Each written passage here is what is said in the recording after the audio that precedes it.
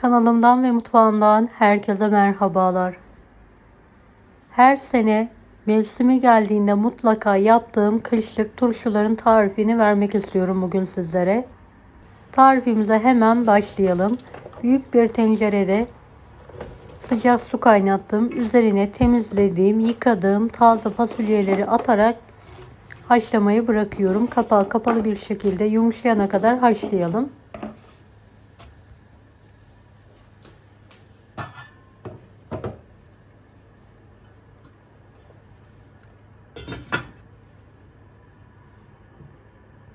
Evet, bir tane fasulyeyi aldım, yumuşamış, tam kıvamında. Hemen sudan çıkartarak kendi halinde soğumaya bırakıyorum. Evet, fasulyeleri fazla haşlamamaya dikkat edelim. Çok fazla da diri bırakmayalım.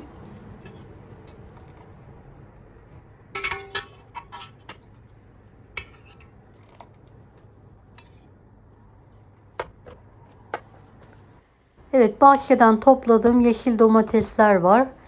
Yıkadım, temizledim ve şimdi dilimler halinde kesiyorum. Videomu bu kısma kadar izlediyseniz yorum kısmına herhangi bir emoji bırakırsanız bana destek olmak için sevinirim.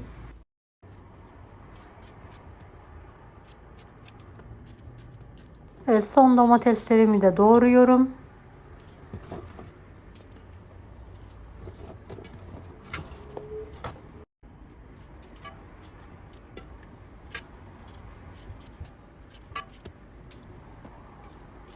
Evet, domateslerim hepsini doğradım. Taze fasulyelerimi de bir tepsiye aldım soğumaları için. Bahçeden topladığım biberler var. Kafalarını keserek temizledim. 3-4 baş sarımsağı da ayıkladım. 1 kiloluk kavanozların dibine birkaç tane atıyorum. İlk olarak domates turşusunu bir tane kavanoza dolduruyorum. Evet, diğer kavanoza da sade biber turşusu kurmak için biber dolduruyorum. Sıkı sıkı doldurmaya dikkat edelim. Evet, 1 kiloluk kavanozlara biberleri, domatesleri yerleştiriyorum. Dilerseniz böyle tek tek hazırlayabilirsiniz. Dilerseniz de karışık hazırlayabilirsiniz. Evet, ben bir kısmını sade domates, biber, fasulye hazırladım. Geri kalanları da karışık halde hazırlıyorum.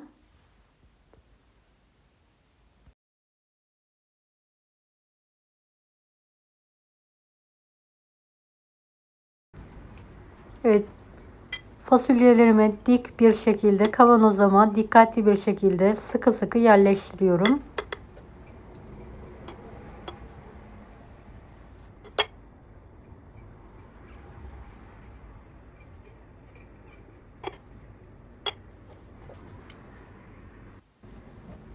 Evet, kalan fasulyeleri de diğer kavanozlara pay ediyorum. Karışık turşu kurmak için. Fasulyelerden sonra kalan domateslerimi kavanozlara dolduruyorum. Ve üzerlerine biber koyarak karışık turşularımı bitiriyorum. Şu an tam mevsimi. Dilediğiniz turşuyu kış için hazırlayabilirsiniz.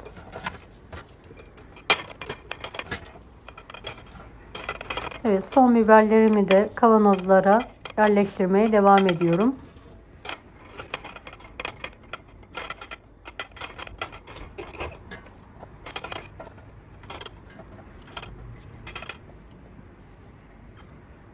Evet, üzerlerine tekrardan bolca sarımsak koyuyorum. Evet, sebzelerin hepsini kavanozladım gördüğünüz gibi. 1 kiloluk kavanozların her birine 1 yemek kaşığı turşuluk kalın tuz ilavesi yapıyorum.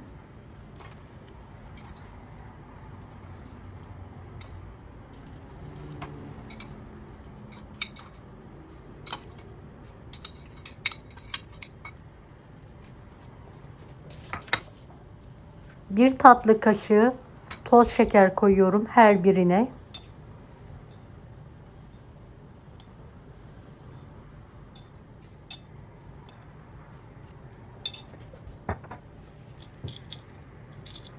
İki üç tane de limon tuzu atıyorum her bir kavanoza.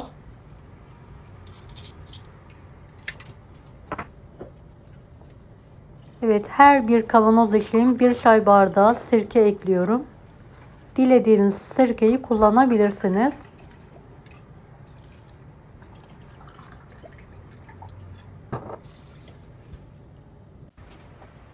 Evet, üzerlerine artık kaynamış içme suyu dolduruyorum. Sıcak sıcak suları koyalım kavanozlara.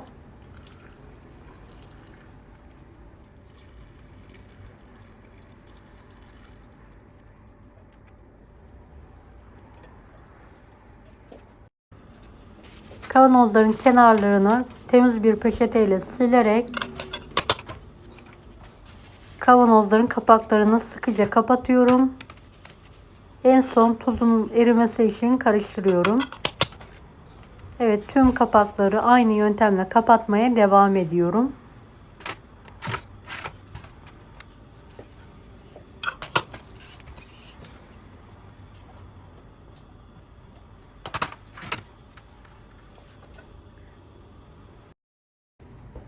Evet, en son tekrardan kapakları kontrol ediyorum.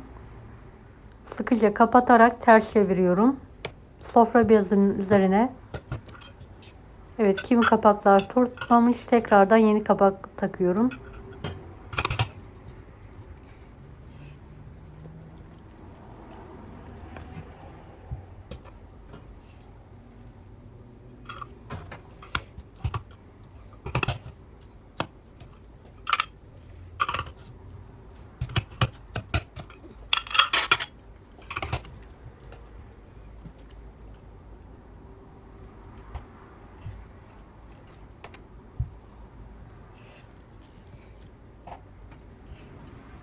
Vakumlama işlemi bittikten sonra en son sofra beziyle sararak ertesi güne kadar tezgah üzerinde bu şekilde bekletiyorum.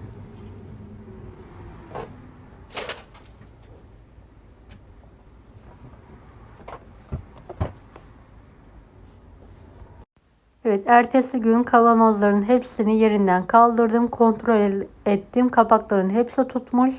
Güneş görmeyen yerde muhafaza edeceğim. 15 gün sonra kapaklarını açarak kullanıma hazır turşularımız.